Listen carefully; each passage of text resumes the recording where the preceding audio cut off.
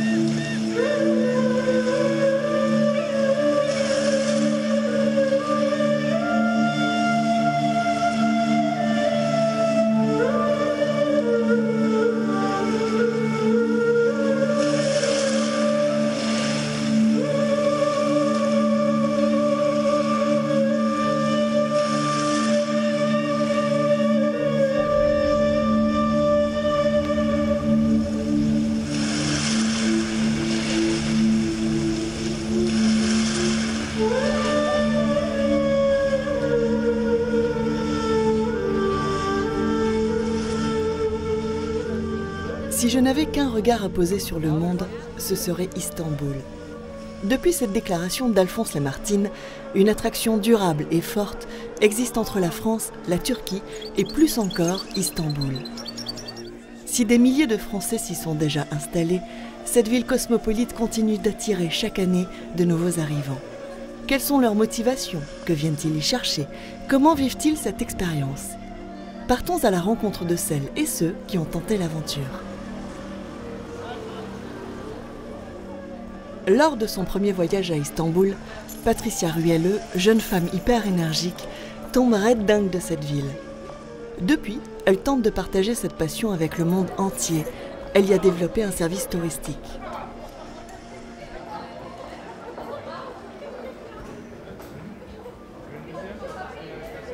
Depuis un peu plus de 2 ans, j'ai développé une activité de location d'appartements meublés.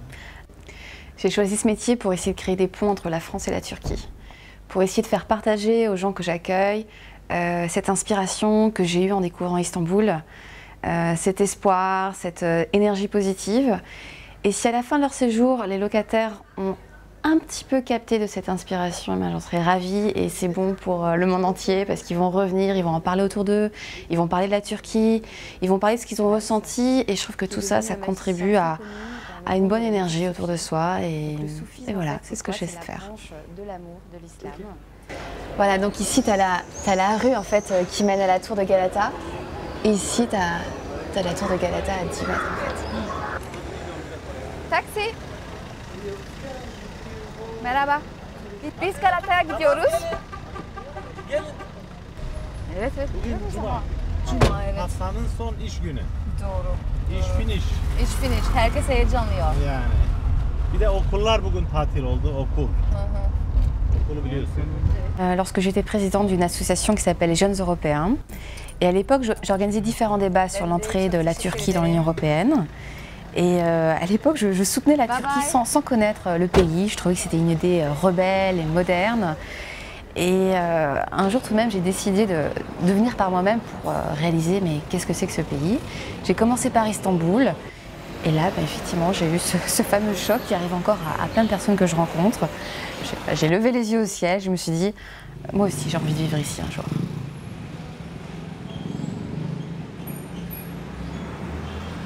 Quand les gens arrivent et se sentent tout de suite transférés dans un autre décor et ils ont la sensation de vivre quelque chose d'hors du commun. Et c'est vrai, et c'est exactement ce que moi je ressens chaque jour. Lorsque je sors de chez moi, je descends les petites collines de Cihangir que j'assimile un petit peu à Montmartre, Istanbuliote. J'ai un sentiment d'être dans un quartier et même dans une ville qui a quelque chose de différent par rapport au reste du monde. La vie aujourd'hui, misère. Esnaf payı 100 lira olur Ali dayı. Cette sensation d'être à la fois en Occident et en Orient, d'être dans un endroit qui regorge de contrastes entre la tradition et la modernité.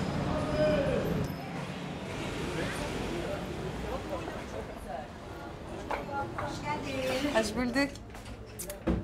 Nasılsın? Teşekkürler. Sen nasılsın? Çok enerji lazım. Çok enerji lazım. O zaman pilav. Pilav.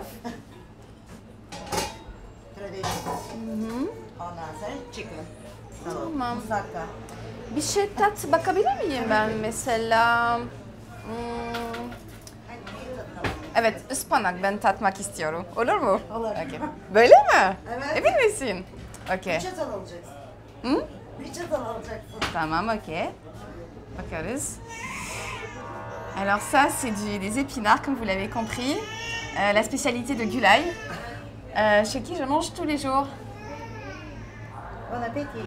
Nasıl söyleyeyim? Afiyet olsun. Böyle. Afiyet olsun.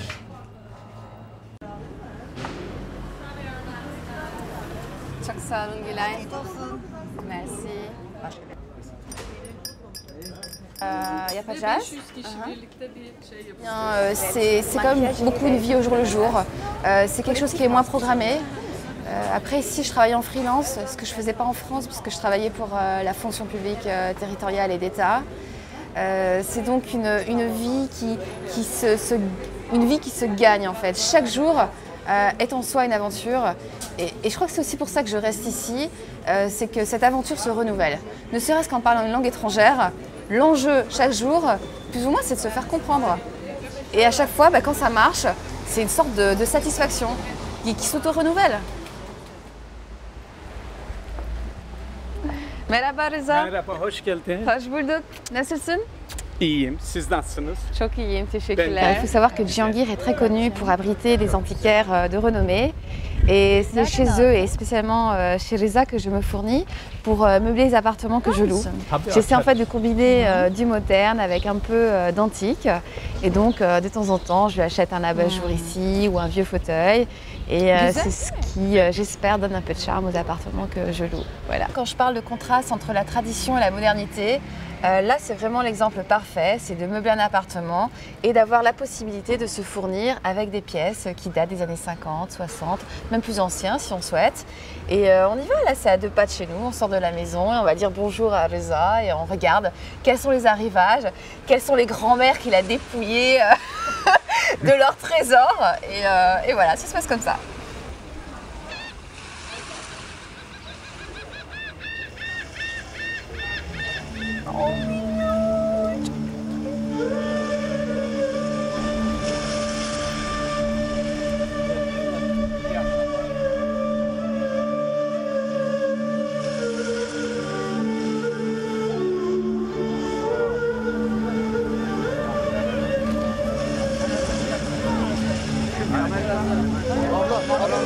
Pickle juice, dashi, shalga, Lemon juice, pickle juice, cabbage, dashi,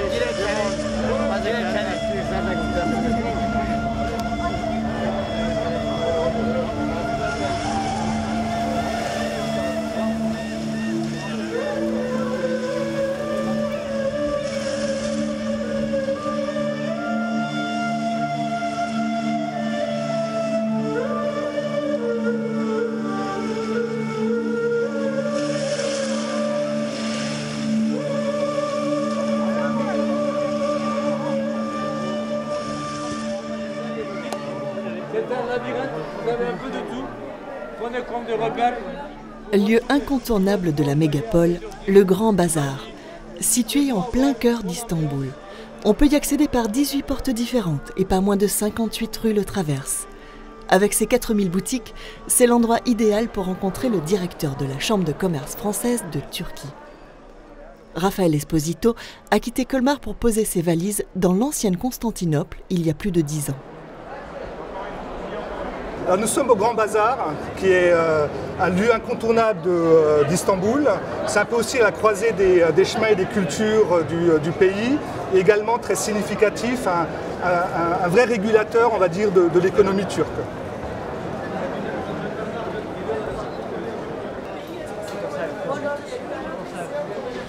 Alors, quand on arrive dans un pays comme la Turquie, il y a un temps d'adaptation, effectivement, qui est lié avant tout en fait, à des différences culturelles qui peuvent être assez fortes, et que par conséquent, on a besoin de ce temps d'adaptation qui généralement est de l'ordre d'un an, un an et demi. Mais après, les choses se font naturellement parce que les Turcs sont tellement accueillants et vous expliquent aussi comment ce pays fonctionne. Hein, donc, dans le journal, c'est Dennis Haysbert.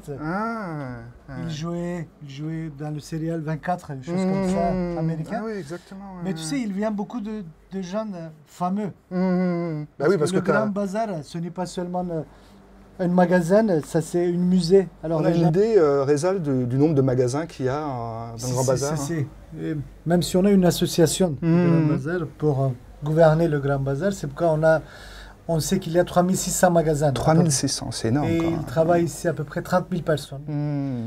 Et chaque jour, il passe, ce ne sont pas tous des clients, mais quand même, qui passent des routes du Grand Bazar, entre 400 000. Parfois, ça peut monter jusqu'à 1 million de personnes. Par jour, tu veux dire? Par jour, parce que ça, c'est vraiment comme une base. Alors, tout le monde, pour passer aussi, ils utilisent le Grand Bazar. C'est pourquoi on peut dire que ça, c'est le plus grand marché fermé du monde. C'est pourquoi on le dit Grand Bazar.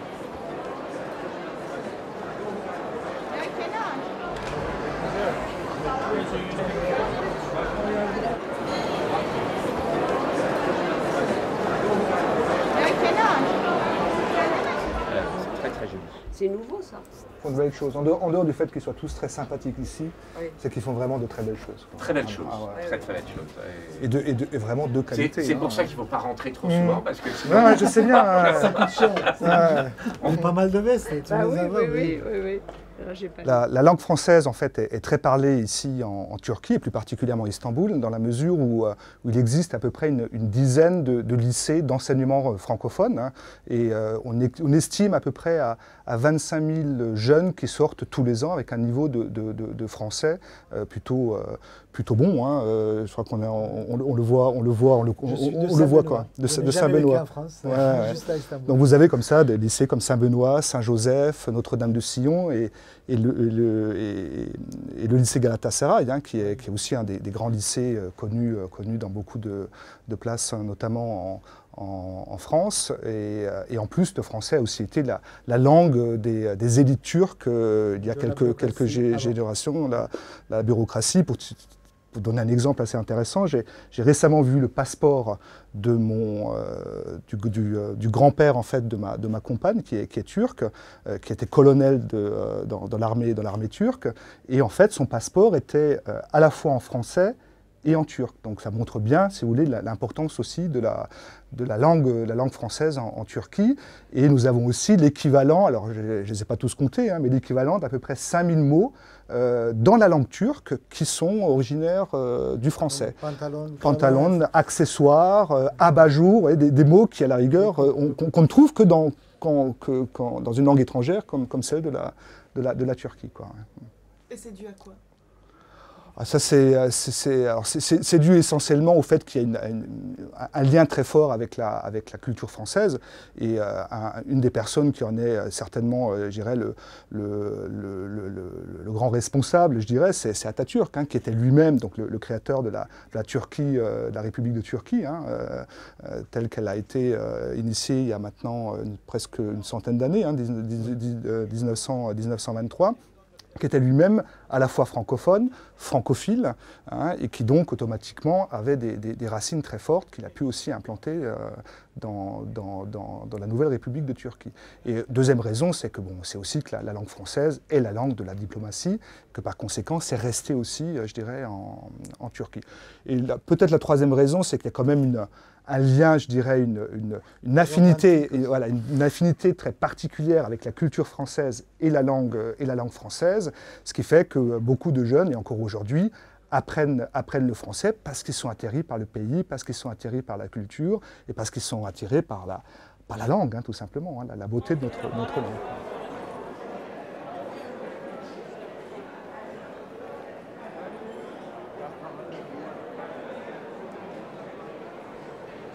Istanbul, je dirais, c'est plutôt ce subtil mélange à la fois d'un côté occidental mais également oriental, ce côté à la fois méditerranéen dans la relation humaine, mais aussi très anglo-saxon, très américain dans la conception de la réussite. En fait, je crois que le jour où on veut vraiment comprendre Istanbul, c'est lorsqu'on met vraiment l'individu au milieu de la relation. Cet individu est systématiquement différent en Turquie. Il n'y a pas une lignée comme ça, on voit véritablement le Turc, c'est ça, etc. Je crois que c'est complètement... c'est d'avoir une image erronée si on pense que la Turquie ou Istanbul, c'est ça.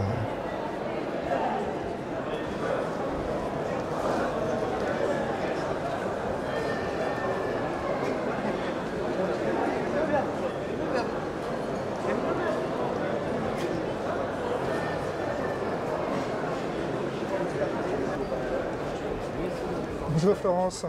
Je dirige la chambre de commerce française en Turquie, donc basée à Istanbul depuis maintenant une douzaine d'années.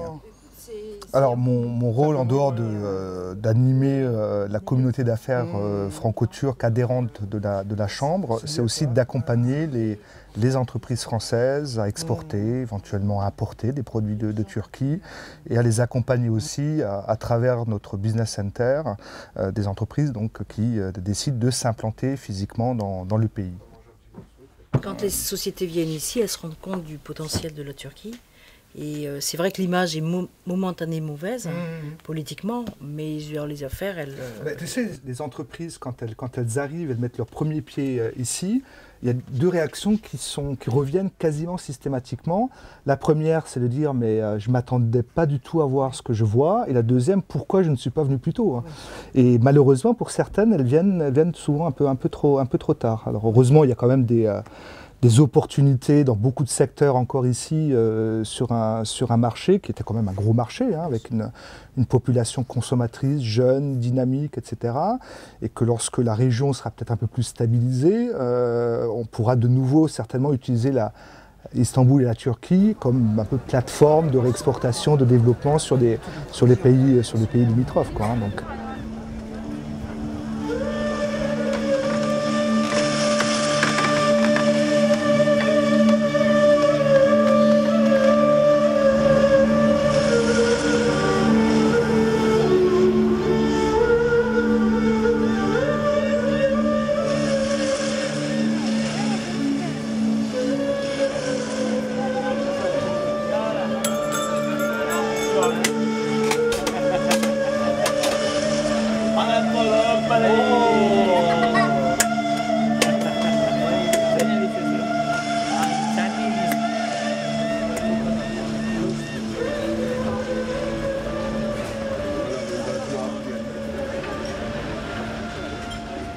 Marie-Rose Koro habite le quartier de Cihangir, en plein cœur d'Istanbul, depuis presque 40 ans. 40 ans qu'elle est en admiration devant la mégalopole. Et pour se le rappeler, il lui suffit tout simplement d'ouvrir sa fenêtre.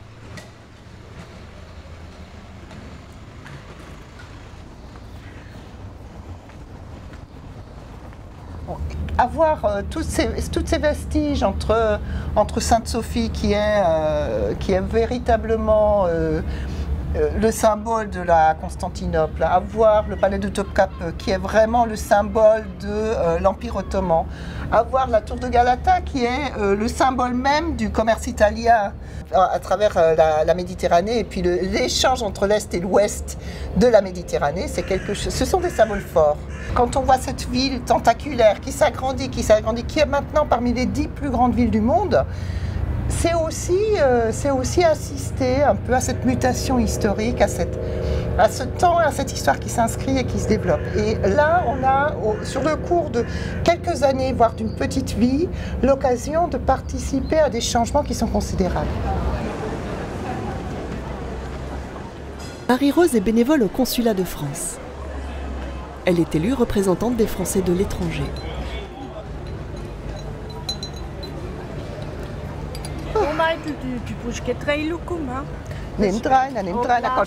Merci, merci. Soll ich jetzt wieder shoppen? Ja. son entreprise, puisque tu es chef d'entreprise. Ces réunions sont pour moi, en tant qu'élu, l'opportunité, la nécessité de rester en contact avec la communauté française en Turquie, puisque je suis élue pour ça et que c'est très très important d'être au plus proche de cette communauté dans sa vie quotidienne et pour pouvoir partager avec elle et transmettre ensuite les problèmes qu'elle peut rencontrer. Les jeunes qui arrivent sont nombreux et souvent des jeunes diplômés, parfois même très très diplômés, qui viennent soit chercher un emploi qualifié dans les entreprises françaises ou internationales, souvent internationales aussi, ou alors ce sont des jeunes qui sont un peu à la dérive en France et qui pensent que l'herbe est plus verte ici, mais eux ne rencontrent du succès que très très rarement. Ils sont très souvent en situation d'échec et retournent pour beaucoup d'entre eux en France où l'encadrement social quand on est sans travail est quand même un peu plus sécure qu'ici.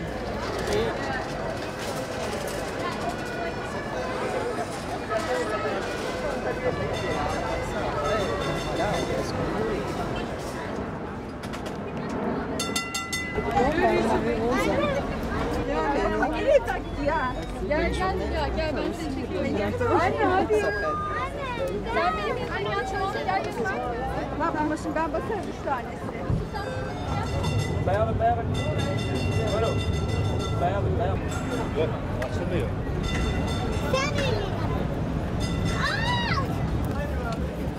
Kız açılmıyor. Sen eline böyle yapıyorsun. Şoför kapattı.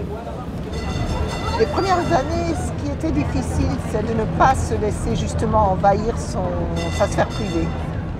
Parce que la porte est toujours ouverte. Prendre rendez-vous ici, ça ne se connaît pas. Quand on voit la lumière, on frappe et on rentre.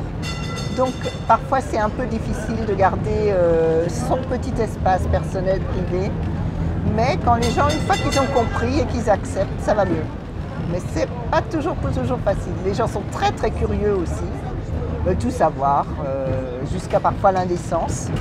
Des choses très personnelles, très intimes, s'étalent ici d'une manière plutôt facilement, alors que nous avons un côté plus pudique, plus réservé pour des choses personnelles.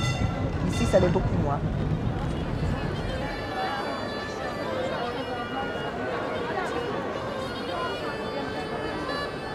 C'est donc sans prendre rendez-vous que Marie-Rose Corot nous mène jusqu'au plus prestigieux lycée du pays, le lycée Galatasaray. Visite guidée avec Georges Doumergue, ancien directeur de cette école publique francophone. C'est bien quand vous allez laisser rentrer, parce qu'en général, on surveille. En plus, j'ai même pas carte d'identité sur moi, donc je vais pas. Vous vous trouvez ici dans le lycée de Galatasaray, ce lycée qui est très, très connu, en plein centre d'Istanbul, sur un espace de 3 hectares. C'est un lycée turc où on enseigne en français et qui a une longue histoire de coopération avec la France depuis 1868. Voilà. Et il a été conçu sur l'exemple des grands lycées parisiens par le ministre de l'Instruction publique d'alors, Victor Duruy. Bien entendu, comme tous les établissements, il a évolué pour le contenu des programmes, mais c'est encore un lycée de grand prestige. Et à chaque fois, je suis absolument ébloui par cet établissement et par ce qu'il représente, n'est-ce pas, en Turquie et pour la francophonie. Une longue tradition de relations entre nos deux pays, hein, et l'amour que certains Turcs portent à la culture française. Il suffit de voir combien les familles souhaitent que leurs enfants y pénètrent, ils fassent leurs études pour comprendre combien ça représente pour les Turcs Galatasaray. Nous nous trouvons ici dans la salle Tevfik Fikret, la grande salle d'Apparat. Tevfik Fikret est le personnage que vous voyez là, qui a été un prosateur extrêmement et un poète très très connu des années 1905 environ, et il a été directeur du lycée dans les années 1905. Cette salle que vous voyez, qui est une salle d'Apparat, donc, sert pour les grandes réunions de Galatasaray, et en particulier pour 2 événements importants. La réunion des diplômés d'il y a 50 ans, chaque année donc au mois de décembre, pour célébrer la première visite d'Atatürk au lycée en décembre 1930, et ensuite pour les réunions de tous les organismes de Galatasaray, et en particulier du club sportif. À ce propos, je voudrais dire que le club sportif est né à l'intérieur de Galatasaray. 2 élèves qui jouaient au foot l'ont fondé en 1905. Ils jouaient donc contre une équipe anglaise qui se trouvait de l'autre côté. Et donc le club de Galatasaray, le club de foot en particulier, que tout le monde connaît, a conservé un lien organique et très fort avec les institutions de Galatasaray. Au-dessus de la scène règne bien sûr un grand portrait d'Atatürk qui est dans le cœur de tous les Galatasarayeux. C'est vraiment un homme extraordinaire qui a sa place ici dans notre cœur à tous.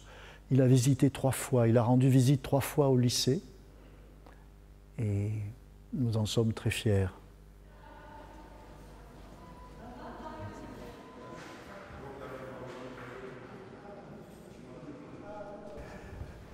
Voilà donc la salle Abdurrahman Sheref Effendi, qui est la continuation, comme vous le voyez, de la grande salle Tevfik Fikret, et qui est une salle de foyer, en quelque sorte. Et au milieu, vous voyez donc le buste d'Abdulaziz, le fondateur de Galatasaray. Et ce buste nous a été offert par le président de la fondation, qui est un homme extrêmement attaché à Galatasaray, M. Inan Kirac, et qui a acheté ce buste à Londres lors d'enchères. Voilà donc le sultan par lequel nous sommes ici, Abdulaziz.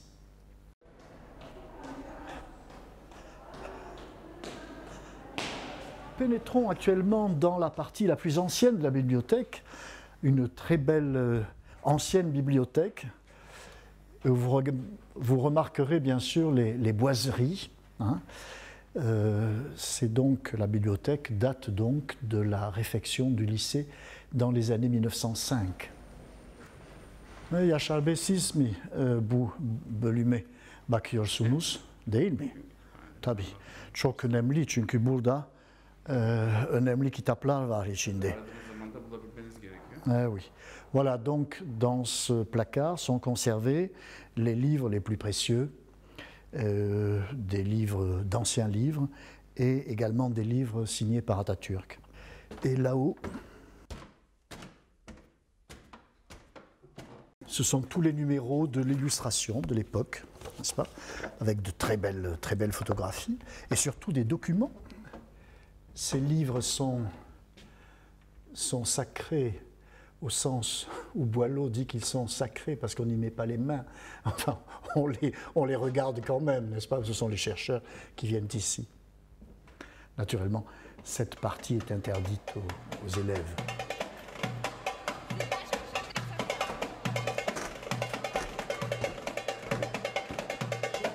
Bize çok yardımcı olmuşsunuz. Çok teşekkürler ve iyi günler dileriz. Hadi sağ olun size.